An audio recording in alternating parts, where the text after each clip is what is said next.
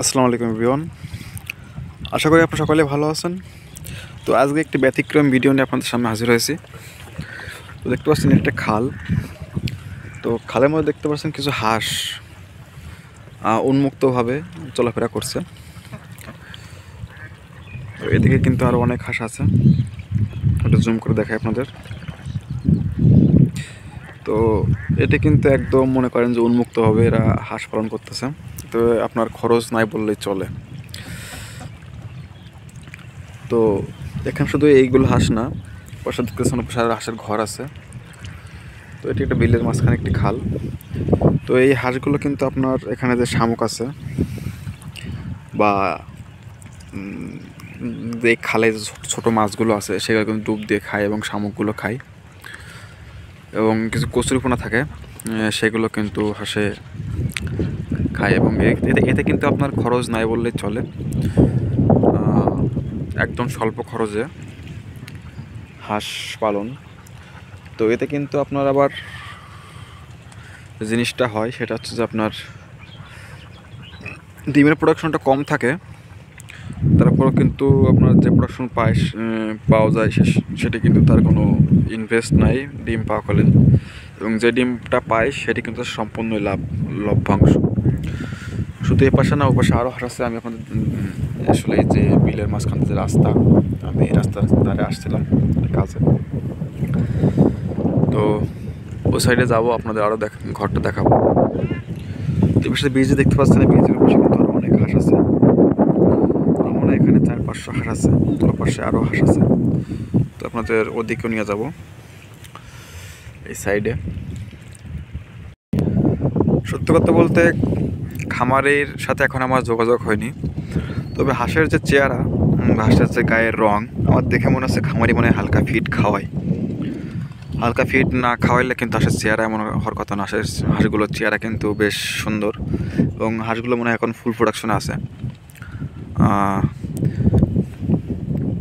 আর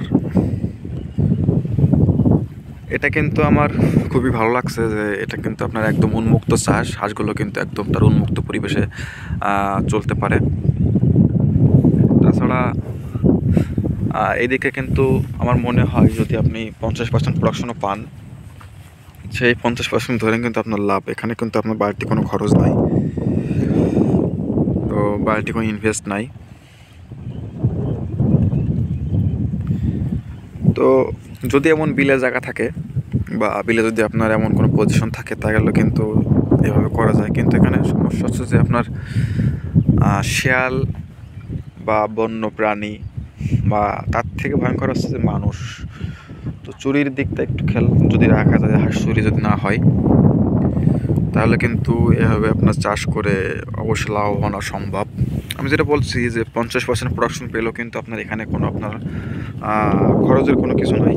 যেহেতু হাঁসগুলো বিলে আপনার নদীতে শামুক থাকে, তাছাড়া কিন্তু ছোটো যে মাছ থাকে, আপনার মাছগুলো কিন্তু হাঁসগুলো ডুব দিয়ে খেতে পারে। তো তাছাড়া আপনার বিভিন্ন ধরনের পোকা, এগুলো কিন্তু হাঁসগুলো প্রচুর ভক্তি দিয়ে খায়।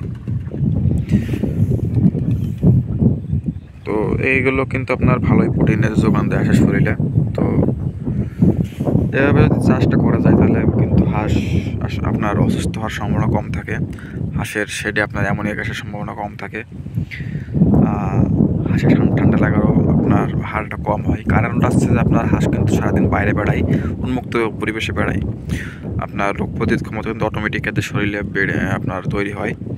তাছাড়া কিন্তু আপনার যে বিষয়টা হলো আপনার শেডে অ্যামোনিয়া গ্যাস হয় না, কারণ হাঁসগুলো তো আপনার সারাদিন বাইরে থাকে। তো এভাবে যদি আপনারা চাষ করতে পারেন তাহলে কিন্তু অবশ্যই এটি লাভজনক ব্যবসা। বিনা খরচ বলতে কি আপনার বাচ্চা আপনার কিনতে হবে। তো আপনি 1 মাস যদি বাচ্চাকে আপনি আপনার আবদ্ধ অবস্থায় রেখে পালন করে এভাবে বিলে 1 মাস 1.5 মাস পরে বিলে আপনার ছেড়ে দিতে পারেন, সেক্ষেত্রে কিন্তু হাঁস প্রতি আপনার 100 টাকা খরচ হয় না। তো 100 টাকা খরচ আর বাদ বাকি যদি এভাবে রাখতে পারেন, তো 4 মাস 5 মাস পরে তো আপনার প্রোডাকশন আসে। যাইও দেখছি এবার 6 মাস পর প্রোডাকশন আসলে কিন্তু আপনার লস নাই। কিন্তু আপনার 6 মাসে যদি আপনার 200 টাকা একটা হাঁস তৈরি হয়ে যায়, সেক্ষেত্রে কিন্তু এটি বেশ লাভজনক ব্যবসা। তো বিলা হাঁস পালন করতে জিনিসটা করা লাগে, আপনার ভ্যাকসিনটা কিন্তু আপনার একদম মাস্ট বি করাই লাগবে। তো আবদ্ধ অবস্থায় কিন্তু আপনার ভ্যাকসিন না করলেও কিন্তু আমার সমস্যা না, যেহেতু আপনি ওকে নিয়মিত আপনার আবদ্ধ অবস্থায় একটি কন্ট্রোলে রাখেন, সেখানে কিন্তু আপনার ভ্যাকসিন না করলে কোনো সমস্যা নাই। কিন্তু যদি আপনি উন্মুক্ত পরিবেশে করতে চান, হাঁস চাষ করতে চান, সেক্ষেত্রে কিন্তু আপনার এদের ভ্যাকসিনগুলো ইনশিওর করা লাগবে। যেমন আপনার ডাক প্লেগ তো আপনার করা লাগবে এবং ডাক কলেরাও করা লাগবে, কারণ এই পানিতে বিভিন্ন পানি পাই, তো দূষিত পানি থাকে, সেই পানিগুলো খেয়ে কিন্তু অনেক সময় আপনার হলো হাঁসের কলেরাও হতে পারে। দূষিত পানি কখন হয়? যখন আপনার এই খালে যখন আপনার পাট জাগ দেয়, তখন এই পানি কিন্তু একদম দূষিত হয়ে যায়। সেই দূষিত পানিগুলো খেয়ে কিন্তু আপনার হাঁসের কলেরার সম্ভাবনা থাকে, বেড়ে যায়। তো এই দুটো জিনিস আপনার মাস্ট বি করা লাগবে, ডাক কলেরা এবং ডাক প্লেগ, এটা কিন্তু আপনার ইনশিওর করাই লাগবে। তো এইভাবে যদি করতে পারেন, তাহলে কিন্তু অবশ্যই লাভজনক ব্যবসা। তো নেক্সট টাইম যদি আমি আসি, তাহলে হাঁস খামারের সাথে আমি যোগাযোগ করে তার অভিজ্ঞতাটা আমি আপনাদের মাঝে তুলে ধরার চেষ্টা করব। আশা করি সবাই ভালো থাকবেন, আমার জন্য দোয়া করবেন। তো আজকের ভিডিওটা এই পর্যন্তই। আসসালামু আলাইকুম সবাইকে।